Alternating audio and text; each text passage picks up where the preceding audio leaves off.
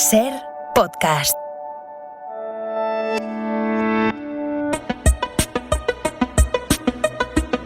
Hoy por hoy, en Ser Podcast.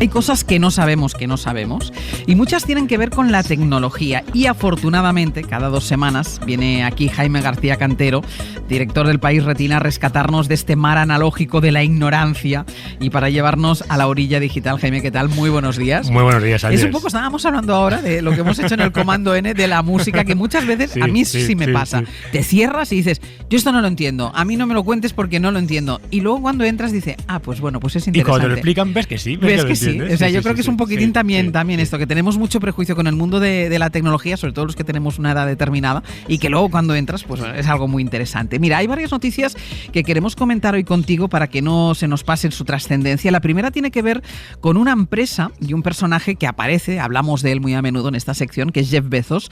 Por poner a los oyentes en situación, recordemos que en julio de 2021, este hombre, fundador de Amazon y persona más rica del mundo, voló al espacio durante 10 minutos y 10 segundos. El viaje costó más de 5.500 millones de dólares. En la rueda de prensa que dio al aterrizar, él dio las gracias.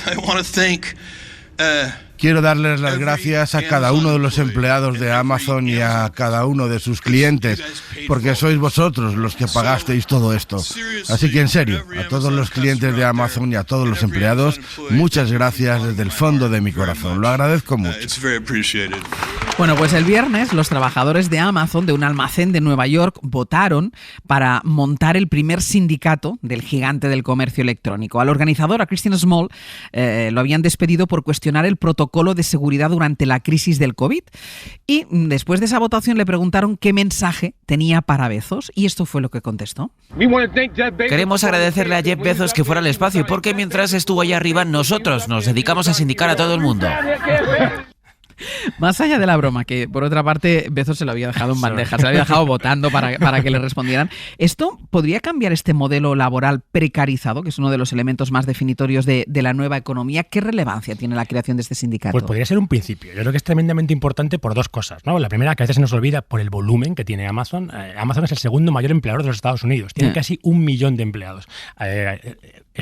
Nos choca a veces lo que el mundo virtual tenga tantísimos empleados, pero es el segundo mayor empleador de los Estados Unidos y entre los 15 mayores del mundo, casi 1 millón de empleados. Es mucha gente y sorprende que entre 1 millón de empleados nadie estuviera sindicado. Esto empieza a ser bastante preocupante. Entonces, solo por el tamaño ya es importante. Pero también es importante por lo que decías, ¿no? Por cómo cuestiona un modelo determinado. Es verdad que Amazon había hecho muchos alardes de que no es de las que peor paga, de que no es de las que peor trata a los empleados, pero sí que estaba directamente metida en este nuevo modelo que ya hemos comentado aquí, de control algorítmico de los empleados, ¿no? De empleados que se optimizan como si fuera cualquier otra máquina. Y desde luego para eso, pues parece que los sindicatos no le venían muy bien al señor Jeff Bezos, entre otras cosas, porque optimizar así los empleados le permitía poder ir al espacio, claro, como él decía, a modo de chiste. Entonces, desde luego, yo creo para ese precariado que a veces ha dado en llamar, estos empleados que trabajan en grandes centros de operaciones muy mecanizados y tremendamente vigilados, parece que es un síntoma, vamos a decir, de optimismo, que un almacén, porque realmente es uno de los muchos que tiene. No es que en Amazon se sindiquen todos los trabajadores de Amazon, estamos hablando de un determinado almacén. Exacto, un almacén en concreto. Ha habido elecciones en varios, el único que de momento lo ha conseguido es el primero, pero parece que sí que es un síntoma de que algo está cambiando. Claro, y además esto llega en un momento en el que el presidente de Estados Unidos es Joe Biden, que promueve la sindicación, que es un giro muy importante con respecto a mandatarios anteriores de Estados Unidos. Un giro muy importante y que además podría suponer un giro también vamos a decir, en la sindicación en general, porque los sindicatos en Estados Unidos, como en muchas partes del mundo, no viven sus mejores momentos. Mucha gente critica que no se han modernizado lo suficiente, que no responden bien a las necesidades de la nueva economía, como hablábamos, y gestos como este yo creo que son muy importantes. ¿No? Empresas como Amazon, en la que conviven empleados de almacén con ingenieros súper sofisticados, que entre la sindicación en este tipo de corporaciones, yo creo que es un buen síntoma para que, oye, en el futuro pueda seguir habiendo movimientos sindicales y pueda seguir habiendo negociación de los trabajadores. De todas formas, llama la atención que, decíamos, es un almacén determinado, es un almacén de Nueva York. Y dices, se ha hecho votaciones en la mayoría tampoco ha sido muy holgada, 2.600 contra 2.100. Hasta por los pelos. Exacto, que también ha estado un poco por los pelos, pero es verdad que en otros almacenes han hecho la votación y tú decías, y otros no lo han conseguido. ¿Por qué votan que no los trabajadores? Pues esto es muy interesante, ¿no? Pensemos que en Estados Unidos hay hasta consultoras especializadas en hacer campaña para que los sindicatos no prosperen. Hay un documental, que es el primero que produjo Obama para Netflix, que se llama American Factory, una fábrica americana, que cuenta muy bien cómo una empresa china compra una fábrica americana y lo que más le preocupa es que en esa fábrica haya sindicatos. Y el documental cuenta fenomenal todo ese proceso que hace la empresa para evitar que haya sindicatos. Porque la empresa promueve este tipo de discursos. Claro. Amazon. Y le promueve con campañas de marketing, cosas como hemos visto aquí, con tweets personalizados, WhatsApp personalizados, reuniones obligatorias en las que te explican lo malo que es un sindicato.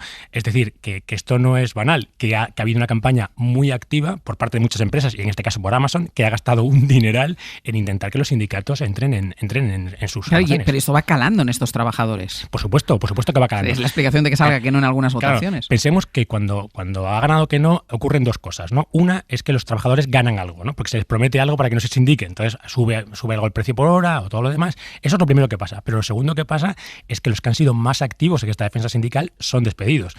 Por distintos motivos. Porque protestan por el protocolo COVID, como este señor que escuchábamos ahora, o por otro tipo de cosas. Pero en el tiempo, estas dos cosas pasan. Primero, se mejora un poquito, pero no mucho, las condiciones laborales. Segundo, los más activistas con el tiempo van saliendo. Entonces, desde luego, esto no dice mucho a favor de Jeff Bezos y sus viajes espaciales. Exacto. Parece que cuando hablamos de Bezos no podemos dejar de mencionar a su archirrival espacial, que es Elon Musk, que era noticia ayer. Me llamó mucho la atención porque el dueño de Tesla ha entrado en el accionariado de Twitter comprando el 9,2% de la compañía. También es curioso que después de conocerse la compra de este 9,2% por parte de Elon Musk, las acciones de Twitter subieron un 26% y ha entrado, porque lo había criticado, ¿ha entrado en Twitter para cambiar Twitter? Bueno, pues esa es la gran pregunta, porque sabemos que esta historia se repite. Elon Musk cada cierto tiempo critica algo y al día siguiente lo compra. Esto ya pasó con las criptomonedas, criticaba las criptomonedas, luego invirtió en criptomonedas, subieron mucho las criptomonedas y vendió las criptomonedas. O sea que este es un proceso que parece que tiene una lógica, que repite y que sabe cuál es su poder en movilizar precios y en transformar estas organizaciones. Él estaba muy enfadado con Twitter por unas críticas que ya hemos oído a otra gente, como por ejemplo a Donald Trump, que es una plataforma en la que no hay libertad absoluta. Entonces, como no le gusta Twitter, se compra Twitter.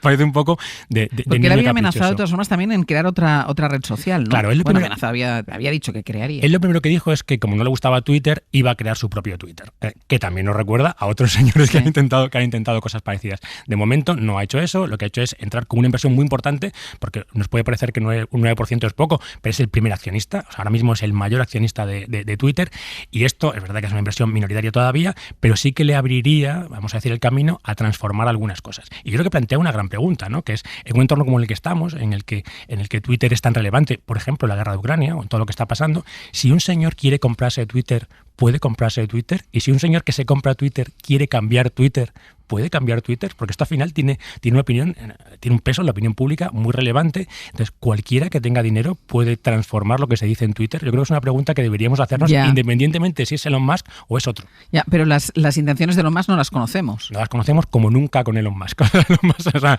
hasta que haga las cosas no sabemos. Y hay mucha gente que cree que después de su enfado esto es porque quiere cambiar Twitter. Hay otra gente que cree que simplemente es ahora que vale un 20% más lo que compró antes de ayer, claro, lo venderá y hará caja en otro sitio. Y ganar dinero. Y la tercera noticia que quería comentar contigo tiene que ver con la aprobación por parte del Gobierno del Plan Nacional de Ciberseguridad con una inversión de 1.200 millones de euros en un contexto en el que el 47% de los españoles considera razonable aumentar el presupuesto en defensa, empujados por la guerra de Ucrania, lo veíamos en las recientes encuestas. 1.200 millones de euros.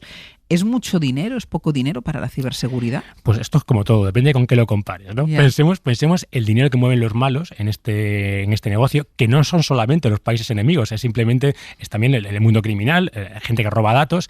Pensemos que hoy la ciberdelincuencia es el negocio delictivo más grande del mundo, es decir, mueve más dinero que las drogas, mueve más dinero que el tráfico de armas o que el trato de mujeres. O sea, todo este tipo de negocios delictivos mueven una cantidad ingente de dinero.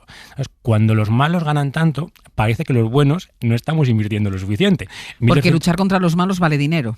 Vale mucho dinero porque necesitamos herramientas, y las herramientas son caras, son sofisticadas, son complejas, y necesitamos personas. y pagar a las personas que van a hacer esa ciberdefensa en un entorno en que ya le hemos hablado aquí, estas personas ganan mucho dinero porque hay mucha competencia y sobre todo porque si se van al lado del mal ganarán muchísimo dinero, desde el lado del bien, aparte del propósito y todo lo demás, hay que remunerarlas como es debido. Entonces, 1.200 millones, pues desde luego es más de lo que teníamos planificado, que eran 1.000, o sea, es un poquito más de lo que teníamos pensado, pero parece que comparado con lo que nos viene tanto del este como de todas estas mafias, no sé yo si va a ser suficiente. La guerra mata, lo estamos viendo, mata con armas tradicionales, pero también es cibernética y sucede a nuestro alrededor todo el tiempo. La semana pasada, por ejemplo, Iberdrola sufrió un hackeo informático, puso al descubierto los datos de 1.300.000 usuarios, de sus 13 millones de clientes, 1.300.000 con sus datos al descubierto. No es la única gran empresa, ¿no?, que recientemente se ha mostrado vulnerable. Ni grande ni pequeña.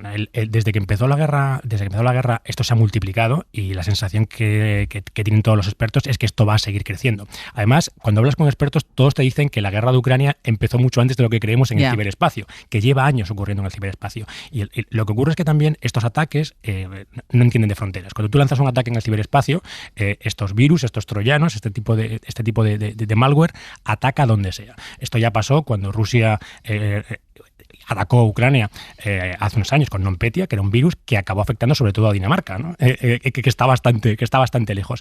El ciberespacio cada vez está más cerca unas cosas de las otras y un ataque nadie sabe dónde acaba. Y de hecho en España están aumentando exponencialmente los ataques. Las grandes empresas son más capaces de responder, las víctimas y las que más lo sufren son las pequeñas empresas, de las que muchas veces ni siquiera se enteran ni de siquiera que sabemos que han sido atacadas. ¿En qué puede consistir el plan de seguridad del gobierno? Pues el plan de seguridad tiene muchas derivadas.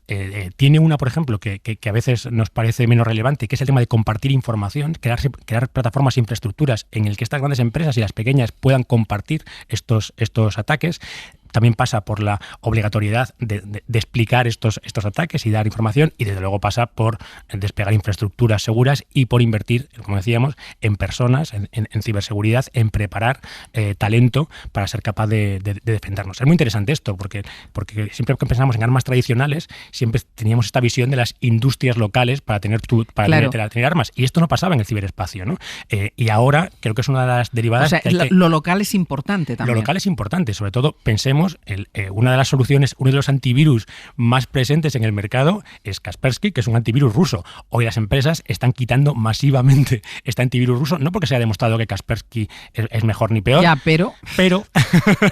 pero cualquier auditor de seguridad que viene y ve que tienes Kaspersky te dirá, usted es consciente de que tiene aquí una herramienta que está diseñada, fabricada y pensada por alguien que es su enemigo en el mundo virtual, y ahí hay muchas cosas que cambian. Claro, es importante ser autosuficiente en materia también de ciberseguridad. No solo es un sector estratégico por cuestiones de defensa nacional, y esto lo hemos comentado también aquí en alguna otra ocasión, es un sector de futuro, ¿no? No hay paro en la ciberseguridad. No hay paro en casi ninguna de estas áreas tecnológicas. Pero hay mucha demanda. Pero en la seguridad no existe el paro. De hecho, cada vez se habla más de cursos más cortos y más prácticos para preparar a gente en muy poco tiempo para este tipo de tecnologías, porque el paro es cero. Pero cero completamente. De hecho, las empresas compiten entre ellas por atraer este tipo de perfiles, y los sueldos son, también lo hemos comentado aquí alguna vez, los sueldos son bastante altos. Porque hace falta un conocimiento técnico bastante importante, pero creo que una parte también de este plan de ciberseguridad va a ir muy ligado a esto, pero muy ligado a la formación en este tipo de áreas, en las deep tech, las tecnologías profundas que llamamos ahora, que son estas tecnologías que hace falta un conocimiento sofisticado, pero que tienen un enorme desarrollo. Y esa parte, como decías tú, es fundamental en este concepto que vamos a oír tanto este año de soberanía digital, ¿no? O sea, España y Europa necesitan tener formación y tener infraestructuras en ciertas tecnologías, 4 o 5, no más de esas, que marcan el futuro económicamente, pero también desde un punto de vista de capacidad de decidir, de capacidad de elegir, de soberanía en un concepto por encima de lo económico. Claro, pero es curioso, ¿no? Porque estamos hablando de soberanía en este tema como hablamos de soberanía en los temas analógicos, es decir, hay que ser autosuficientes con la fabricación de chips para no tener que depender de fuera, y en la ciberseguridad lo mismo. Exactamente igual. Hay países, por ejemplo Reino Unido, hace muchos años que decidió que quería tener una industria de seguridad propia, y de hecho ellos tienen fabricantes fuertes en el Reino Unido. España tuvo, es de los pocos sectores tecnológicos en los que ha habido una industria. Panda, que todos recordamos, que fue un antivirus bastante conocido, además del País Vasco, S21sec en Navarra. Ha habido muchas empresas de este tipo, pero nos cuesta entender que deben ser una apuesta estratégica, que hay que defenderlas y que, por ejemplo, permitir que compañías extranjeras compren empresas de seguridad locales, pues te cuestiona ciertas cosas que a lo mejor no son relevantes. Y creo que Europa y España tienen que empezar a entender esto, que hay tecnologías críticas, como es la ciberseguridad, en la que tienes que defender la industria local. Jaime García Cantero, muchísimas gracias. Pues muchas gracias, Ángeles. Hasta luego.